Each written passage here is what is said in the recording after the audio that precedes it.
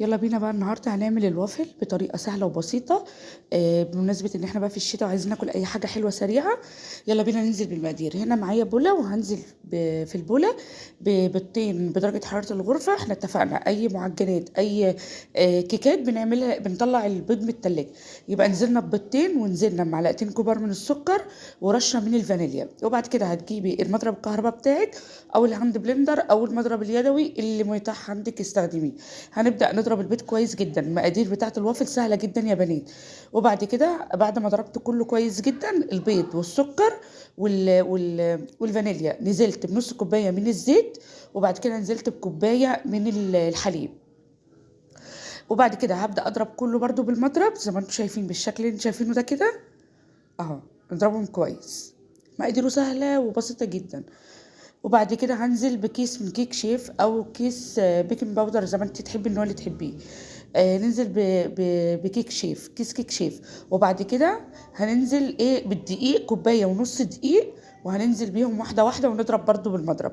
يبقى 2 بيضه درجه حراره الغرفه، معلقتين كبار من السكر، رشه فانيليا، كيس كيك شيف، كوبايه ونص دقيق، ونص كوبايه من الزيت. وبعد كده نضربهم كده كويس. اكون عندي الجهاز بتاع الوافل سخنته، شغلته يسخن. وبعد كده هننزل بيه بالعجينه. هوريكي بس القوام بتاعها هيبقى عامل ازاي عشان تشوفي القوام بتاعها بيبقى عامل ازاي اهو. ضربتهم كده، ضربت السائل كله. وبعد كده نزلت بالدقيق واحده واحده وضربته برضو بالمضرب. هنا عملته بالمضرب اليدوي، حسيت ان هو مش عايز المضرب التاني. رحت عاملاه بالمضرب التاني. دول الكوبايه ونص من الدقيق. عجينه سهله وبسيطه وفي ثواني ومبتاخدش وقت وحاجه حلوه. والتزيين ده بقى بتاعك انت، التزيين بتاعك انت اللي انت عايزاه. عايزه عندك عسل نحل حطي، عندك نوتيلا حطي، عندك فواكه اللي انت عايزاه حطيه. هنا حسيت ان العجينه تقيله شويه، انا عايزاها خفيفه. العجينه بتاعت الوافل يا بنات بتبقى خفيفه شويه. جبت معايا هنا نص كوبايه من الميه السخنه، مش ميه من الحنفيه، من الميه السخنه. وبدات انزل تدريج لغايه ما العجينه هتديني النتيجه اللي هتشوفيها معايا دلوقتي اهو. بصي سايله كده، مش سايله قوي ولا تقيله قوي، يعني وسط اهي. خلاص مش هزود ميه تاني بقى كده خلاص اهو. كده بقى خلاص كده كان معايا الجهاز. هسخنه عشان انزل بالعجين اهو. زودت حبه كمان اه. حسيت ان هو عايز حبه صغيرين كمان زودتها. انتي شوفي العجينه في ايدك هتعرفي، لو انتي بتعمليها هتعرفي اهو. خلاص كده ضربت العجينه. بصوا القوام بتاعها بيبقى كده، مش زي الكيكه يا بنات. القوام بتاعها بيبقى خفيف. هنا معايا بقى الجهاز بتاع الوافل كنت حطيته يسخن، كنت مجهزاه اصلا قبليها يسخن كويس جدا. وبعد كده بقى هنزل بالعجينه بتاعت الوافل. هتنزلي مش هتمليها للاخر عشان هي بتنفش وما تطلعش من القالب بتاعها. حاولي ان انت تظبطيها على قد القالب بالظبط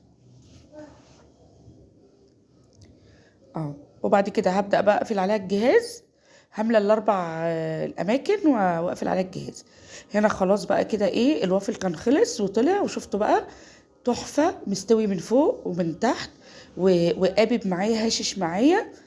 جميل جدا يا بنات، جربوه ولادكم هيعجبهم قوي. هنا بقى لو عايز تحطيه، انا عامله فيديو قبل كده هنا على القناه وحطاه بحاله. لا المره دي انا قطعته مكعبات ونزلت عليه عملت صوص الشوكولاته. لو عايزه تشوفي الصوص بتاع الشوكولاته خشي عندي على القناه هتلاقيني عامله صوص شوكولاته في فيديو. وقطعت عليه موز وحطيت عليه صوص شوكولاته اه. شوكولاته مطبخ وسيحتها. وكان عندي معلقتين نوتيلا ضفتهم عليها وحطيتهم في الميكرويف. وبعد كده طلعتهم صبيتهم على الوافل بعد ما طلع. وحطيت قطعت موز، اي فاكهه عندك قطعيها. بس لما بيكونش عندي يا بنات بحط عسل نحل ابيض وبقطع عليها موز او اي فاكهه عندي اه. بس طعمها خطير. انا قعدت اكل فيها من كتر حلاوتها بقيت عماله اكل وانا بصور ان شاء الله. لو عجبكم الفيديو مش تنسوا تشتركوا في القناه وتفعلوا الجرس وتكومنت حلو منكم. وان شاء الله اشوفكم في فيديو جديد ووصفه جديده. ودمتم بألف خير يا رب.